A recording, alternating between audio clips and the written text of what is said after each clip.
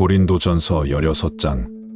종결부. 고린도전서 마지막 장 16장은 본 서신의 종결부입니다. 종결부는 본론부에서 다루지 않은 몇 가지 문제들에 대한 간략한 언급, 마지막 권면, 문안 인사와 축도로 구성되어 있습니다. 먼저 16장 1절에서 4절 단락은 예루살렘 교회를 위한 연복 문제를 간략히 기록하고 있습니다. 당시 예루살렘 교회의 성도들은 장기간의 핍박과 기근 등의 영향으로 심각한 가난에 처해 있었습니다. 16장 1절 예루살렘의 가난한 성도를 위하는 연보구제 헌금에 관하여는 내가 갈라디아 교회들에게 구두로 설명한 것 같이 너희도 그렇게 구제 헌금에 참여하라. 2절 매주 첫날 주일에 너희 각 사람이 수입에 따라 미리 모아 두어서 내가 갈 때에 연보를 하지 않게 하라. 이렇게 1, 2절에서 바울은 경제적 혼란에 처한 예루살렘 교회를 위해서 구제 헌금에 적극적으로 참여할 것을 독려하고 있습니다. 3절, 4절에서는 구제 헌금 전달 방법에 대한 지침을 밝히고 있습니다. 3절 내가 이를 때에 너희가 인정한 사람 고린도 교회가 인정하는 대표들에게 내 편지를 주어 너희의 은혜 구제 헌금을 예루살렘 교회로 가지고 가게 하리니 4절 만일 나도 고린도 교회 대표들과 함께 가는 것이 합당하면 유익하다면 그들이 나와 함께 가리라. 구제는 교회의 3대 사역 중 하나입니다. 그런데 오늘날의 교회들이 구제에 전체 교회 수입의 퍼센트로 하는지를 보면 정말 1%도 되지 않는 정말 구제 사업에 대해서 너무나 소극적인 한국교회의 모습을 볼 수가 있습니다. 오늘날의 교회들이 성공주의와 번영신학에 빠지면서 눈에 보이는 외적인 요소들을 강조하고 교회 건축에 에너지를 집중하면서 오늘날 작은 교회들은 몇 억, 큰 교회들은 몇십억, 또 큰 교회들 가운데 몇백억의 빚을 지고 있는 교회들도 매우 많다는 것을 우리는 잘 알고 있습니다. 교회가 해야 될 구제 사역들이 갈수록 약화되고 있는 것이 오늘날 교회들의 모습이라고 할 수 있습니다. 5절에서 12절 단락은 바울의 고린도 교회 방문 계획 및 디모데 파송과 아볼로 근황 소개에 관한 기사가 보도되고 있습니다. 그 가운데 5절에서 9절 소단락은 바울 자신이 고린도 교회 방문 계획을 알리는 내용입니다. 5절 말씀 내가 마게도냐를 지날 터이니 마게도냐를 지난 후에 너희에게 고린도 교회로 가서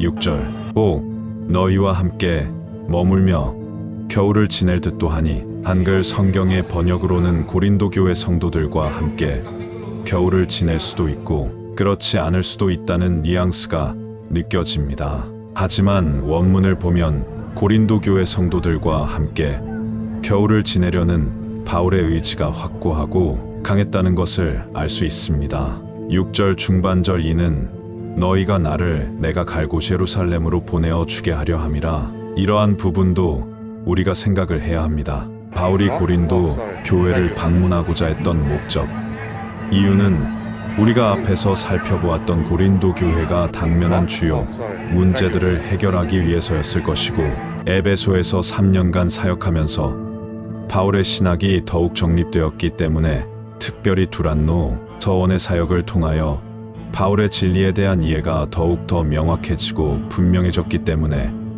더 분명하게 이해하고 깨달은 진리를 고린도 교회 성도들에게 추가적으로 가르치고 싶었던 마음도 있었던 것으로 보입니다.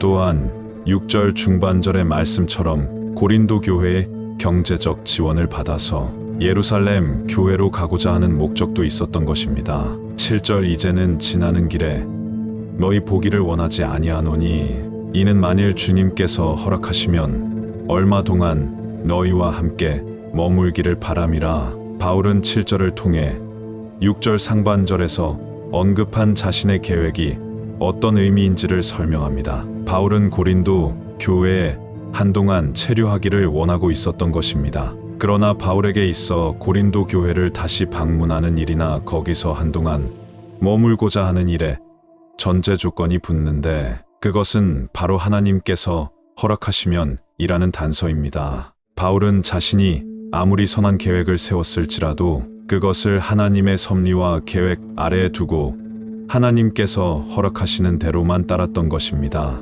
자신의 계획을 고집하고 주장했던 것이 아니라 자신의 계획을 하나님의 뜻과 섭리 아래에 두는 겸손과 순종의 태도가 바울에게 있었던 것입니다. 8절 말씀, 내가 오순절까지 에베소에 머물려 함은 바울은 에베소에서의 전도 사역을 돌아오는 오순절까지 좀 더 진행할 계획을 가지고 있었던 것입니다. 하지만 사도행전 19장 23절 이하에 예기치 않게 발생한 데메드리오 소동 사건으로 급하게 에베소를 떠나게 되었던 것입니다. 이제 9절에서 바울은 오순절까지 에베소에 체류하고자 하는 이유를 설명합니다. 바울은 에베소에서 호기와 위기를 동시에 직면하고 있었습니다. 9절 내가 에베소에서 광대하고 유효한 복음 전파의 문이 열렸으나 대적하는 자가 많으니라. 이렇게 에베소에서 복음 전파의 문이 활짝 열려 전도에 유리한 여건이 조성되어 있었던 것입니다. 하지만 전도에 유리한 여건만 조성된 것이 아니었습니다. 바울의 전도를 반대하고 바울이 가르쳤던 진리를 대적하는 맹수와 같은 자들도 많이 생기게 되었던 것입니다. 즉 바울은 복음을 증거하기에 좋은 기회만을 고려해 에베소에 계속 머물 수만은 없는 상황에 직면해 있었기 때문에 오순절까지 에베소에 체류하고자 했던 것입니다. 본 서신을 기록할 당시 바울은 제3차 전도 여행 중 에베소에서의 3년간의 사역을 거의 마무리해 가고 있는 시기였습니다.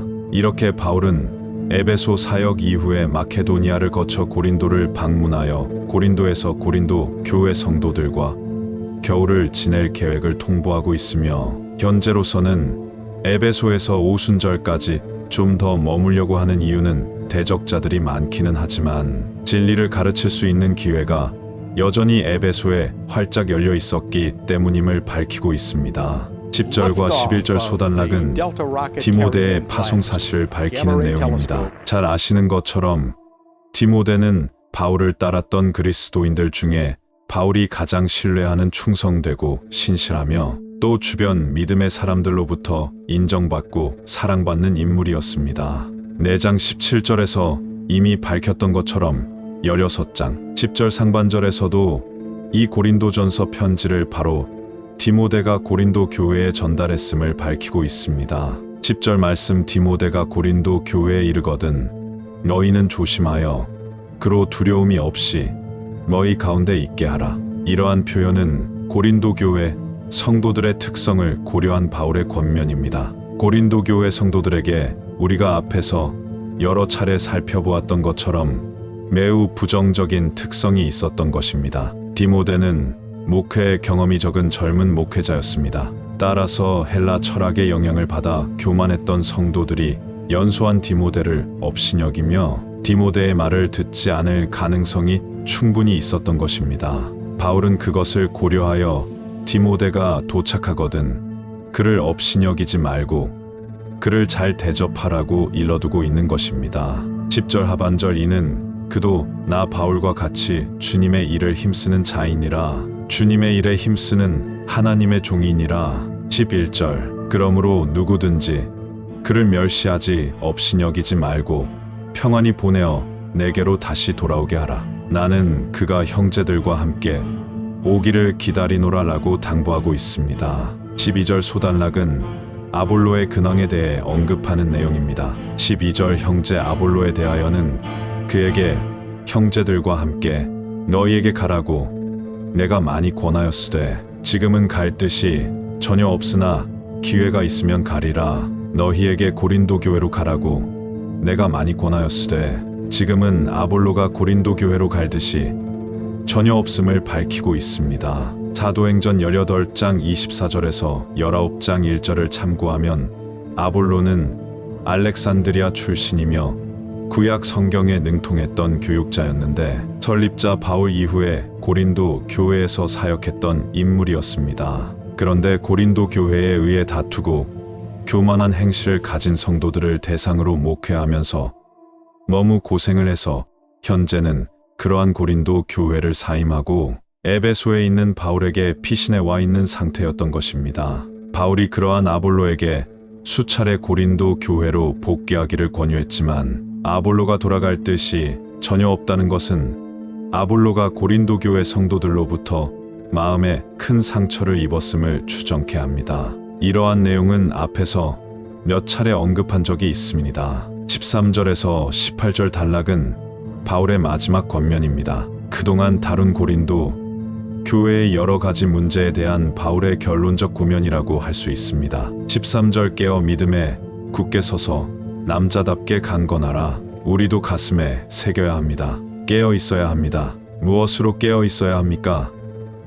진리의 말씀으로 항상 깨어 있어야 합니다. 진리의 말씀으로 주일만 깨어 있으면 안 되고요. 주의 진리의 말씀으로 월, 화, 수, 목, 금, 토 항상 깨어 있어야 합니다. 진리로 항상 깨어 믿음에 굳게 서서 흔들리지 말고 남자답게 강건하라 라고 권면하고 있습니다. 신앙인은 고대 시대의 남성상처럼 신앙적으로 흔들리지 않는 강함이 있어야 합니다. 14절 말씀, 너희 모든 일을 사랑으로 행하라. 바울은 13장에서 설명했던 사랑의 원리를 여기서 다시 한번 강조하고 있습니다. 분쟁 가운데 있었던 고린도 교회 성도들에게 이와 같은 사랑이 더욱 요구되었던 것입니다. 15에서 18절은 특정 성도들에 대한 바울의 칭찬과 그 특정 성도들을 추천하는 말이 기술되어 있습니다. 15절 형제들아 스데바나의 집은 곧 아가야의 첫 열매요. 또 성도 섬기기로 작정한 줄을 너희가 아는지라. 15절 형제들아 스데바나 강조 표시합니다. 우리가 꼭 기억해야 할 아주 모범적인 고린도 교회 성도입니다. 스데바나의 집안 사람들, 이 믿음의 사람들은 자기 집안을 잘 다스립니다. 그래서 오늘날 교회 지도자들이 자녀를 다스리지 못하고 아내를 다스리지 못하고 가정을 다스리지 못하는 모습은 참으로 안타까운 모습입니다. 그래서 저와 여러분도 이 스데바나처럼 자신의 집안을 하나님의 말씀으로 하나님의 권위로 잘 다스릴 수 있는 그런 모범적인 가정을 세우려고 노력해야 합니다. 형제들아 스데바나의 집안 사람들은 곧 아가야 고린도의 첫 열매요. 그래서 고린도의 첫 열매, 아가야의 첫 열매 하면 스데바나라고 딱 생각을 해야 합니다. 아가야 고린도의 첫 열매예요. 또 중요한 표현이 나오죠. 강조 표시합니다. 성도 섬기기입니다. 성도 섬기기로 작정한 줄을 너희가 잘 아는지라. 새번역 성경은 성도들을 섬기는 일에 몸을 바친 가정입니다 라고 번역하고 있습니다. 스데바나의 가정은 고린도 교회에서 모범이 되는 가정이었습니다. 그 가정은 회심 이후에 성도들을 섬기는 일에 희생하고 헌신하는 가정이었던 것입니다. 15절 하반절 내가 너희를 권하노니 16절 이 같은 스데바나 집안 사람들과 또 그와 같이 함께 일하며 수고하는 헌신하는 스데바나 집안 사람들처럼 교회와 성도를 섬기는 모든 사람에게 순종하라. 17절 내가 고린도 교회에서 파송한 스데바나와 그러니까 이 스데바나가 또 현재 고린도 교회의 파송을 받아서 바울을 찾아왔던 것입니다. 그런데 스데바나만 찾아온 것이 아니라 부드나도와 아가이고가 온 것을 기뻐하노니 이 세 사람이 고린도 교회로부터 에베소 바울에게 찾아온 이유는 고린도 교회의 여러 가지 질문이 담긴 편지, 즉 7장 1절 상반절의 편지를 바울에게 전달하고 아볼로 교육자를 다시 모시고 가기 위해서였을 것입니다. 바울은 바로 이 세 사람을 통해 보다 상세한 고린도 교회의 형편을 접하게 되었던 것입니다. 한 장 11절에 언급되어 있는 글로의 집안 사람들을 통한 구두 보고가 고린도 교회에 대한 비공식적인 보고였을 것이고, 본질에서 언급되어 있는 스데바나, 부드나도, 아가이고의 보고는 공식적인 고린도 교회의 공식적인 보고라고 할 수 있습니다. 또한 아볼로를 통해서도 고린도 교회의 문제에 대해 바울이 보고를 받았을 것입니다. 17절 중반절 그들이 너희의 고린도 교회의 부족한 것사랑의 교제를 이렇게 찾아와서 채웠음이라. 18절 그들이 나와 너희 마음을 시원하게 하였으니 그러므로 너희는 이런 사람들을 알아주라.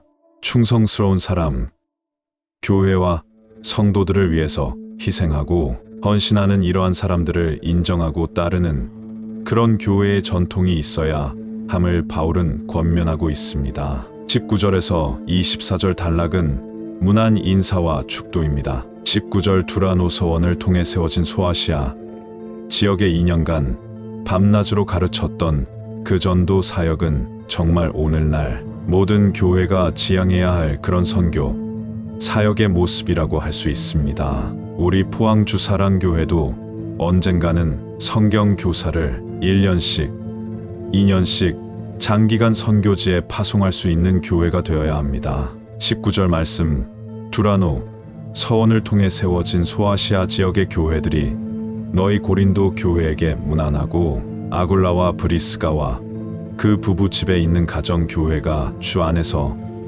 너희 고린도 교회에게 간절히 문안하고 있다. 아굴라와 브리스길라 부부가 바울과 함께 고린도에서 에베소로 건너와 체류하면서 에베소 지역에 자신의 집을 그리스도인들에게 개방하고 자신의 집에 가정교회를 세웠던 것입니다. 이들은 이렇게 에베소에서는 물론이고 로마서 16장 5절을 보면 로마에서도 가정교회를 세우게 됩니다. 오늘날에도 진리를 사모하는 분들이 다닐 교회가 없을 때 인터넷 예배를 편하게 드릴 것이 아니라 자정 예배를 드리고 이러한 가정교회를 지향한다면 초대교회 때와 같이 오늘날에도 하나님의 나라는 확장되게 되는 것입니다. 20절 말씀입니다. 모든 형제 소아시아 지역의 모든 형제, 모든 그리스도인도 너희 고린도 교회에게 문안하니 너희에게 거룩하게 입맞춤으로 서로 문안하라. 입맞추는 인사가 그 지역의 당시 보편적인 인사 문화였던 것이죠. 너희에게 거룩하게 입맞춤으로 서로 문안하라. 이렇게 아시아의 교회들, 아굴라와 브리스길라 부부가 개척했던 가정교회, 그리고 아시아의 모든 성도들의 문안을 전한 바울은 이제 21절에서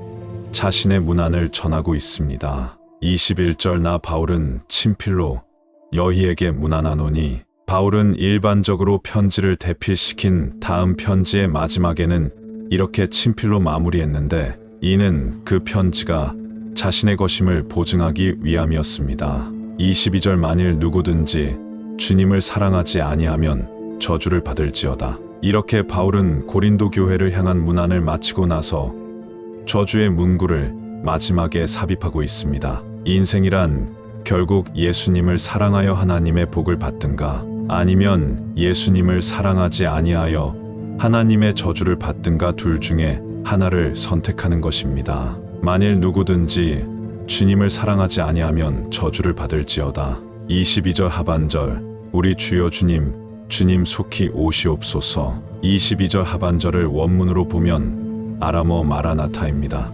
예수님을 사랑하고 이웃을 사랑하는 자에게는 구원자로 재림하시지만 예수님을 사랑하지 않고 이웃을 사랑하지 않는 자에게는 심판주로 재림하시게 되는 것입니다. 그래서 오늘날의 교회들은 구원자로서의 재림만 강조하고 있지만 사실은 성경은 심판주로서의 재림을 더욱 강조하고 있다는 부분을 우리는 놓쳐서는 안 되는 것이고 과연 저와 여러분에게는 그분께서 구원자로 재림하실지 심판주로 재림하실지 심각하게 고민해 보아야 합니다. 이제 23절 말씀 보시면 주 예수 그리스도의 은혜가 너희 고린도 교회와 함께하고 24절 나의 사랑이 그리스도 예수 안에서 너희 무리 고린도 교회와 함께할지어다. 바울은 이렇게 23, 24절과 같은 축복문으로 본 서신의 대미를 장식하고 있습니다. 하나님의 오묘하고 정확한 섭리 가운데 허락된 이러한 고린도전서의 말씀을 깊이 상고하시고 묵상하시기를 바랍니다.